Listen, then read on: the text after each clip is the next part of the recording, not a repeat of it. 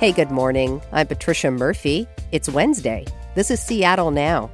It's estimated that millions of Americans have learned through at-home genetic tests they're not actually biologically related to a parent.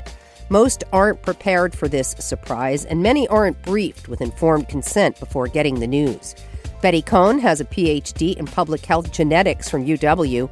For her dissertation, she spoke with people who had this experience. More on the ethics behind these tests in a minute. But first, let's get you caught up.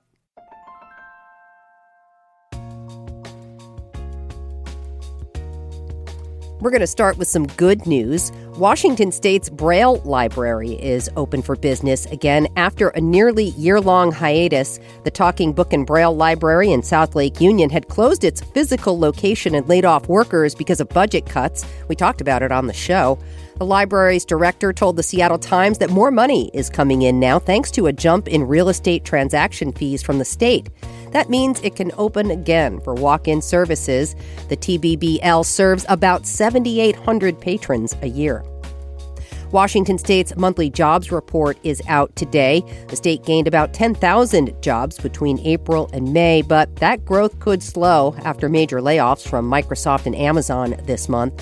The state's unemployment rate is hovering around 5% through May. That's about 1% higher than the nationwide rate. And new stats from the Employment Security Department about a state program that pays unemployment benefits to striking union workers. The Washington State Standard reports the department has paid out about $500,000 to 138 people. That adds up to about 650 weeks of pay. The number could increase this month if striking workers at Hilton's Embassy Suites and Pioneer Square don't reach an agreement. We're back with more headlines on tonight's episode of Seattle Now. At-home genetic tests are a popular way for people to learn more about their family ancestry and health risks. Just send away a swab, and companies like 23andMe and Ancestry.com will analyze your DNA and send back information about your genetics and health status. Sometimes you may find out you had French heritage you never knew about. Sometimes the surprise is jarring, like hearing the person you thought was your father isn't biologically related to you. Recent University of Washington Ph.D. graduate Betty Cohn interviewed more than 24 people who discovered they aren't biologically related to a parent. That was for her public health genetics dissertation. She's here to talk about how people worked through this news. Betty, thanks for coming in.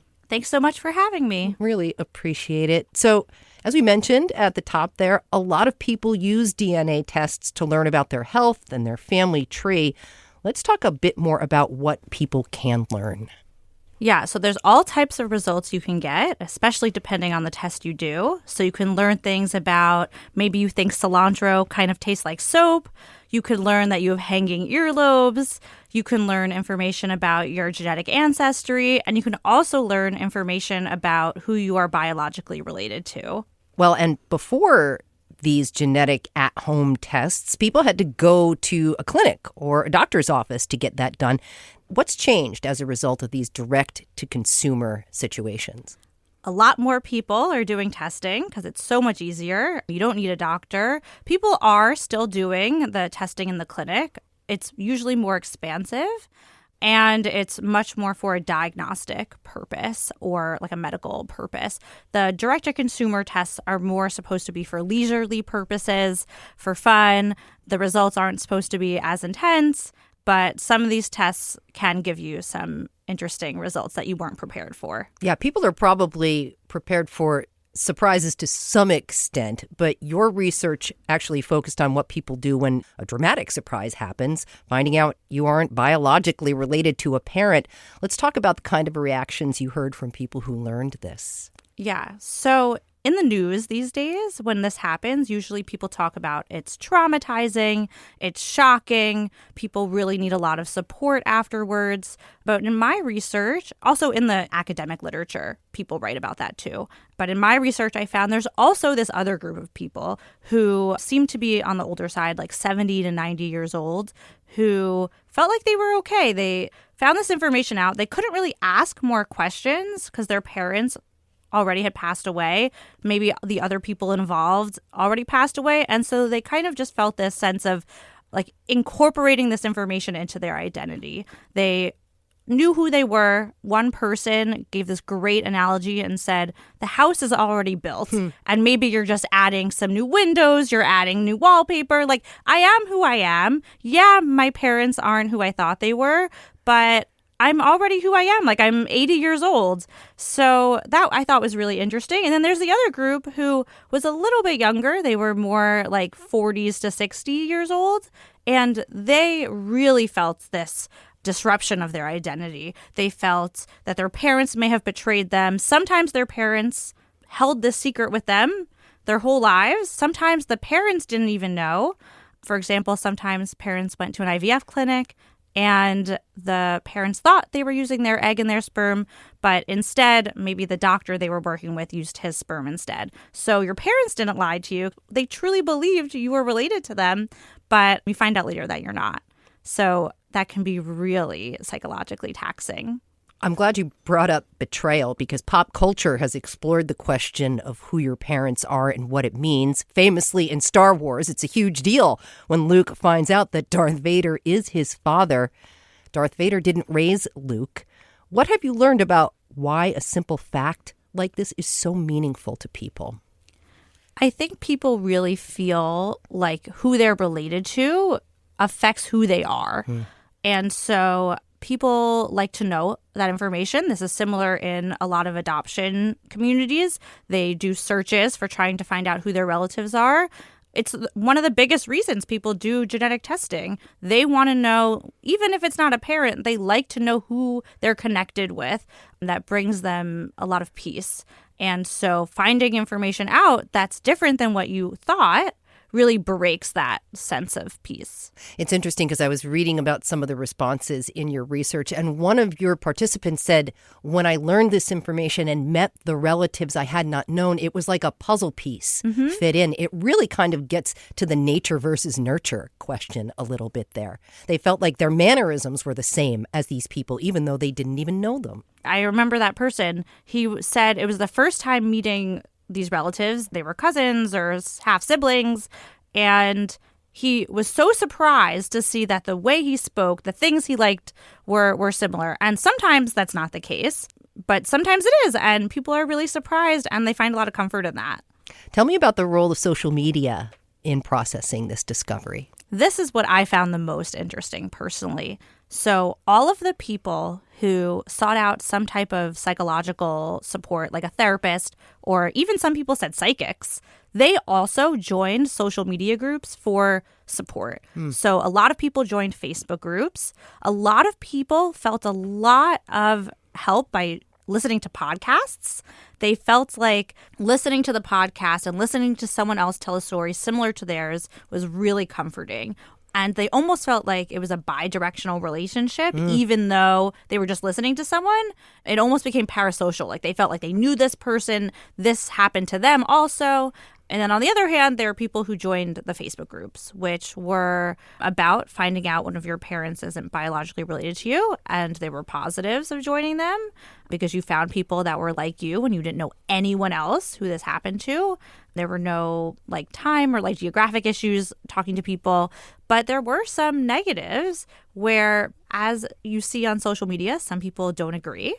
And especially in such an emotionally fraught time, sometimes there was some fighting. And sometimes also when you're in this crisis mode where you just find this out, you really need the support from your peers. And then over time, you feel better. And it becomes really draining to keep reading the same devastation over and over. And so there was this small trend of people over time kind of either leaving the group or maybe not checking it as much because they felt better. And yeah, this was still something going on in their lives, but it was just too difficult to keep diving back in and rehashing what was going on. Why did you think it was important to include social media in your analysis? This conversation about how we can best support people who this happens to cannot be had without social media anymore. It's usually the first thing people go to. It's the first thing people search after they find this out. They type into Facebook, "My dad's not my dad," and that's what they find. And so we need to be talking about these groups, and people need to know that they can be extremely helpful, but you also have to think about this may not be right for you all the time, or maybe you might disagree with people. Like, you have to be thinking about how this might go for you as well. Yeah. We've been talking a lot about the burden that people who find out this information carry. What resources do test companies provide the people that they sell their tests to? So unfortunately, not many, if any. Some of the better companies maybe will have like a blog post that this might happen as a result, but there isn't like a list of resources or anything, which is really unfortunate because even though we have really bad data on the percent of people this happens to, we do have a range. And so the statistic goes that about 40 million Americans have done direct-to-consumer genetic testing, and 4 to 10% of them get this type of result. And so that's nothing, to laugh at. There's a lot of people out there who this is happening to. It could be 4 million people. It's hard to keep secrets in 2026. Exactly. And so it really would be helpful if there was a list of resources. There are now therapists who are specifically trained in this type of area. A lot of family therapists, adoption therapists, trauma-informed therapists. There are genetic counselors who have specialized training. And then there could be also links to these Facebook groups with the caveat that you have to think about them before you join. There's so many podcasts out there now. So there are resources, but the direct-to-consumer companies are unfortunately not linking to them.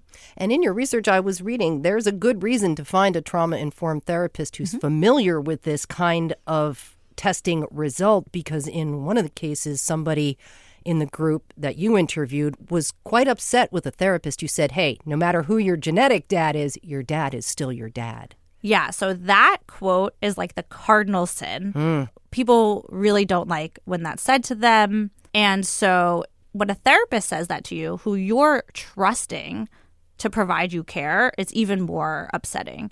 And so I agree. It is really important to find a therapist who has the right training to say the right things to you, especially when you're in this crisis mode. Now, doctors don't always share when they discover a mistaken parentage in a genetic test. Why is that? Great question.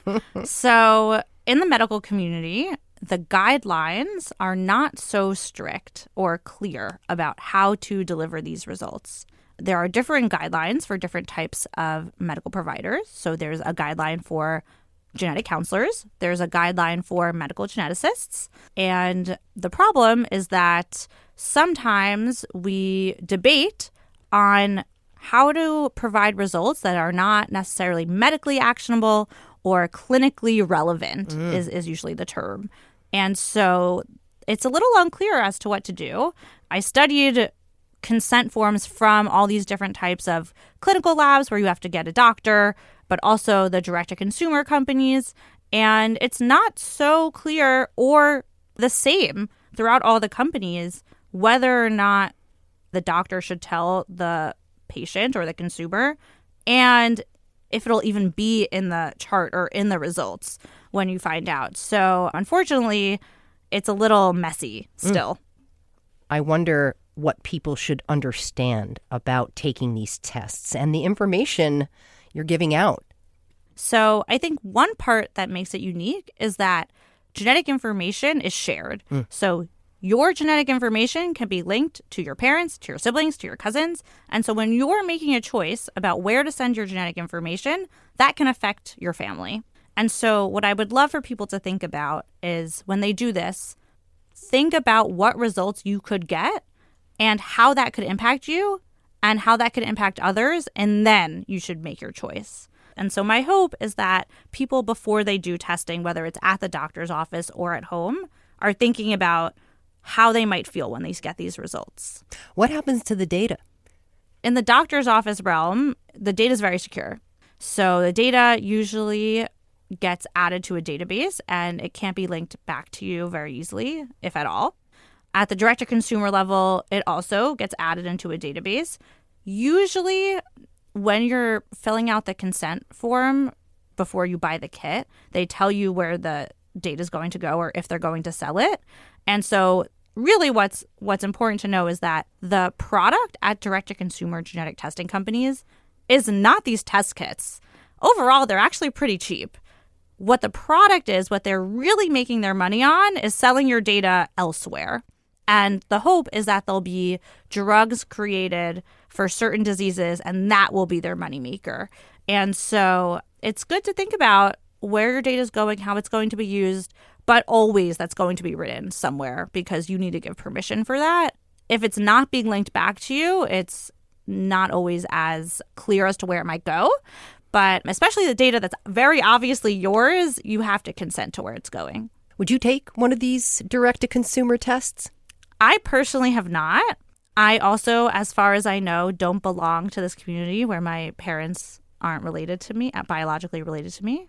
So for now, I haven't taken them. I think there are a lot of ethically complicated questions you could be asking and you could be thinking about.